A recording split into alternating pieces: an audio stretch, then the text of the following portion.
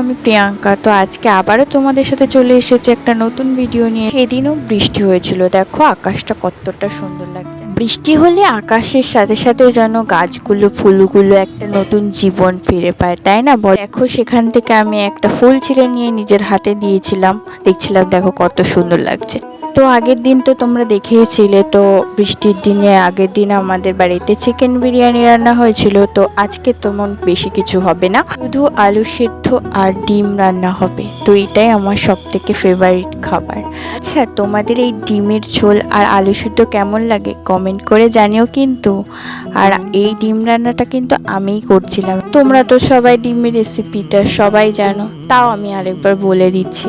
দেখো, আমি প্রথমে ডিমগুলো সেদ্ধ করে নিয়ে ডিমগুলো ভেজে নিয়েছিলাম, তারপর তেল গরম করতে দিয়েছিলাম। গরম করার পর সেখানে দিয়ে দিয়েছিলাম জিরে, তেজপাতা, শুকনো লঙ্কা ফোড়ন। তারপর তাতে দিয়ে দিয়েছিলাম পেঁয়াজ কুচি। পেঁয়াজ যখন ভাজা হয়ে গেলে তার মধ্যে পেস্ট করা মশলাটা দিয়ে দিয়েছিলাম। মশলাটা যখন লালচে বাদামি কালার হয়ে যাবে তার মধ্যে তখন আলুগুলো দিয়ে দিয়েছিলাম। আলুগুলো কষানোর পর তাতে জল দিয়ে দিয়েছিলাম। তারপর তাতে সেই ডিমগুলো দিয়ে দিয়েছিলাম। ডিমগুলো দেওয়ার পর ঢাকা দিয়ে আমি ছাদে গিয়েছিলাম, দেখছিলাম অ্যালোভেরা গাছটা কত সুন্দর হয়েছে।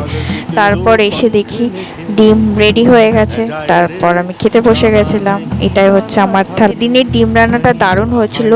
না না, আমি রান্না করেছি তাই জন্য আমি বলিনি, এটা সত্যি সুন্দর অসাধারণ হয়েছিল। তোমরা দেখেই বুঝতেই পারছো। আজকের ভিডিওটা এই পর্যন্ত। ভালো লাগলে লাইক, কমেন্ট, শেয়ার, সাবস্ক্রাইব করে দিও। Tata, by.